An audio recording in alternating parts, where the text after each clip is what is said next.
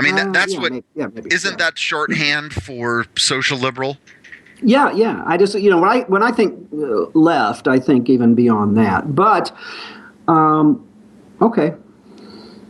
So here's my question to you then. Other than, and I don't know if you would know the specific demographics or not, other than, the large liberal population in LA, in the greater LA areas, they say the greater Chicago area, and other various pockets of extreme liberalism, San Francisco and other places like that, what percent, now, and of course we don't know the specifics here, but the question would be the percentage of all the other votes in the conservative areas, which have to be much less populated. Would someone have to win to even a moderate conservative or Republican to be elected governor or to be a senator? It wouldn't matter. They could get all of them, and it wouldn't make a difference. See, that's exactly true. That's why California is where it is. So, yeah, when you got Barbara Boxer and Di-Fi, Di-Fi being arguably the more I hate to use the word conservative, put air quotes around that, of the two. Yeah, I mean, it's never going to happen. So maybe as a rep somewhere, right? Yeah, but that for a guy like that, I mean, his name recognition. If he ran for senator, compared to say Carly Fiorina, who got her ass or Meg Whitman. I don't know. I forget who ran against who. I think Whitman ran. Whitman, did she not run for governor? And Fiorina ran for Senate. Oh, that's right. She ran against Dianne Feinstein. Right. And because I'm a reader of Forbes magazine, I knew who Carly Fiorina and Meg Whitman are. There's probably, I would say that Rob Lowe has 98% name recognition in the state of California. Sure. So just that alone, I mean, isn't that why Schwarzenegger won?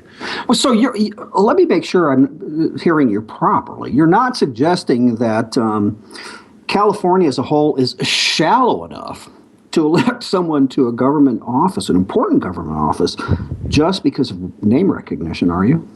No, I'm not saying they're just based on that alone. Right. I'm being semi-facetious, but... Oh, right. But, I mean, I think about this. A friend of mine, a guy by the name of Tim Donnelly, is a congressman, state...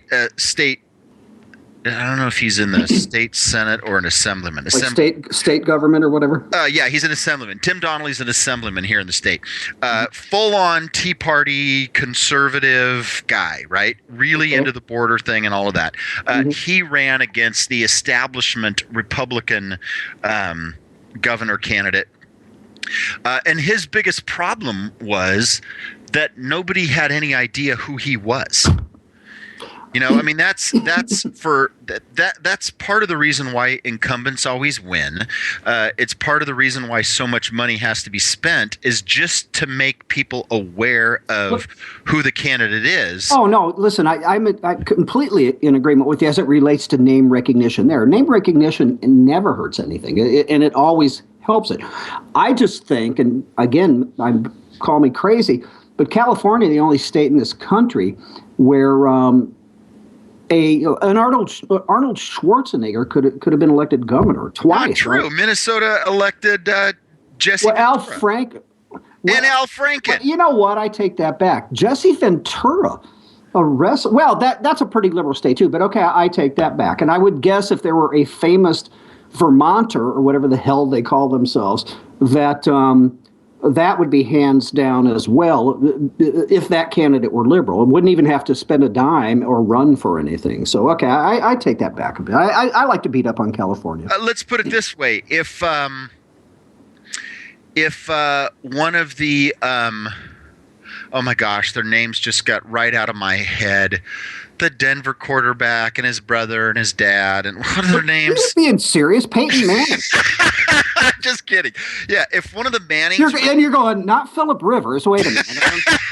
I'm just kidding. If one of the Mannings ran for something in the state of Indiana, do you not think that they could... I mean, if maybe not win, but... Well, Peyton for sure. Immediately pull right at the very, very extra tippy top. It depends if Andrew Luck ran against him. Hey, listen. Good one. Dude, we're about out of time. Take us out, if you will. All right, you've been listening to The Right Mics with Mike Miller and Michael Hausen. Please hold on through the break. We have got Caleb Howe, an incredible writer, good thinker, good cat. He's going to be on with us for a bit, talking about a couple of recent articles he's written, as well as tell us what he's been thinking about everything going on. We'll be right back.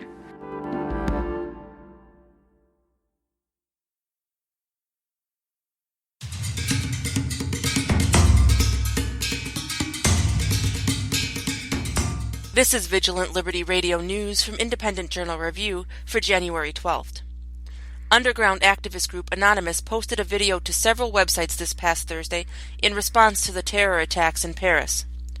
Calling it #OpCharlieHebdo, Anonymous published a statement as well, which reads, in part, that the freedom of speech suffered an inhuman assault, and warning terror groups to expect a massive frontal reaction from Anonymous. In the video, a masked figure says, quote, "The Anonymous of all the planet have decided to declare war on you terrorists. We will track you down to the last one and kill you." The threats followed several violent attacks in France during the past week and cyber attacks on the websites of several French municipalities. The website pages were replaced with a black ISIS flag and a message in Arabic which read, "The Islamic State stay inshallah, free Palestine, death to France, death to Charlie." Terror group Boko Haram began attacks in Nigeria last weekend, and reports indicate up to 2,000 people have been murdered. Amnesty International calls the massacre the deadliest in Boko Haram's history, dating back to 2009. The group wants to impose Sharia law on Nigeria and has launched several attacks, including a mass kidnapping of 200 girls. The Nigerian military has put together a counteroffensive and seeks to reclaim the village of Baga and the surrounding area.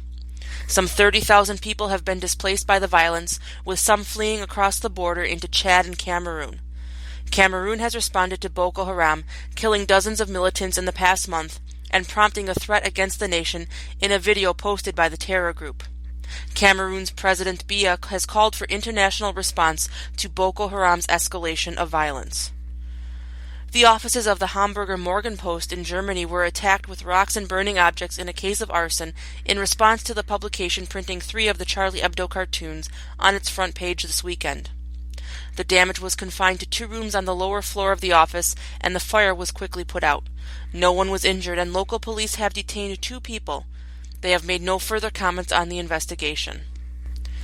The Marine Corps is attempting to meet orders to integrate women into combat roles by January 2016, or provide research-based reasons why they can't. So far, no woman has been able to meet the physical standards required to pass the infantry officer course. 29 attempts have been made by female officers to pass the course since women were allowed to volunteer, but none of those women have made it to graduation. This is leading to louder calls for different standards for male and female officers from those outside the Marine Corps. This has been Amy Curtis with your Vigilant Liberty Radio News from Independent Journal Review for January 12th.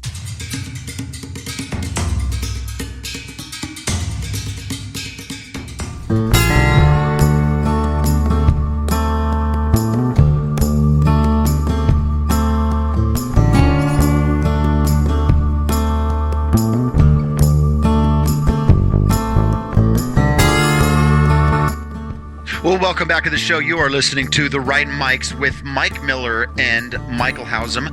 Thank you so much for listening. By the way, you can follow us on Twitter at The Right Mics. Also, our website is therightmics.us. Now, joining us is Caleb Howe, longtime blogger, activist, writes for Red State, Truth Revolt, The Right Scoop. He also does videos for Digitas Daily, which is a super popular YouTube channel, content provider and email newsletter. And for a very short bit of time, when I joined IJ Review, I believe Caleb was also on the masthead for a bit before moving on to bigger and better things. Caleb, welcome to the show. Thank you very much. I appreciate it, man. Hey, so you just had, and I want to get right to this because this thing just came up a short bit ago on The Right Scoop, the James O'Keefe project with Wendy Davis and Greg Abbott. Why don't you talk about that, man? This is a big deal. Sorry. That was not the right link. That's actually an older one. Wait a second, for my man. bio. Yeah. Crap! Now you know what? Darn it! What a total idiot, just man. For the bio there. I'm all reading this as if I'm. This is the red. This is the one that was up on Red State, entitled. Well, you just go with it, man. This is great. Yeah, it's called You Muhammad, bro. I guess that's how I would pronounce that. And basically, the backstory is that there's an artist in France who is compiling. He's contacted artists from around the world, editorial cartoonists, people that work for satirical publications, and just general comic book artists and that sort of thing. And he's asked them to submit their own Charlie Hebdo tributes. A lot of them are satires that feature Muhammad or Islam in some way in honor of the people who died to do that. And one of the people who has submitted an image, his name is Mort Todd, and he used to be the editor-in-chief of Cracked magazine, which I think most people are familiar with. Their website is really popular. It's a satirical American magazine. And obviously their main competitor in that market is... what's that? Oh, it's hilarious. Yeah, so obviously they're really, really sharp over there. I think one of the things people don't realize about Cracked is at first they were struggling to compete with Mad Magazine, and then the owners, they hired this guy Mort Todd, and they put him as the editor-in-chief, and he was just a young guy in his early 20s at the time, because they wanted to get a fresh voice, and he did two things, and one was he told them to stop worrying about if they were being too offensive. And the second thing was he got rid of the liberal spin. He got rid of all liberal spin and said, if we have to pillory someone on the left, then we're going to do that. We're not going to be afraid to do that. And since then, Cracked is, they own the web when it comes to satirical American magazines. Everybody goes to Cracked. Their articles are hilarious. So what he did was, for his submission, he actually did a parody of a Mad Magazine cover rather than a Cracked magazine cover. And I think very telling, the very first line of the image is American Satire Magazine Covers You'll Never See Department. That's pretty funny. Good, man. Hey, by the way, you guys, did you see... I think it just came out this morning. At least I just read it on Zip's site this morning, where Charlie Hebdo has announced its next issue and the fact that it will publish anti-Muhammad cartoons. Did you guys see that? Yes. How awesome is that? And what they say, Caleb, an initial at least million count print. And I was thinking, and this gets to your comment about don't hold back, call it like it is. I kind of satirically said somewhere that lucky for the remaining folks, I think there are 8 of them of Charlie Hebdo, that they don't live in the U.S. Because obviously, if they did, they would have been scooped up by the Obama administration immediately, as was this unknown producer of this unknown YouTube anti-Islam film a while back. And I'm being somewhat facetious there, but I think that's pretty awesome that they're going to do that. Yeah, well, and really, what can any self-respecting member of the free press do otherwise? Anything less than total defiance is total concession. Exactly. Yeah, I'm looking at this thing, and it covers, dude. It's so funny because it covers everything. Your price, 1,000 lashes cheap. Al Qaeda, E. Newman. What?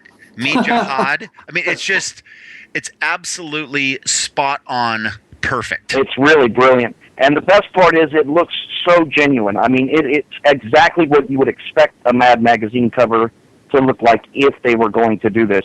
Now, I will say, this doesn't mean that Mad Magazine said that they wouldn't do a parody of Islam. So, but they haven't. They haven't. So they just, at this point, they have not.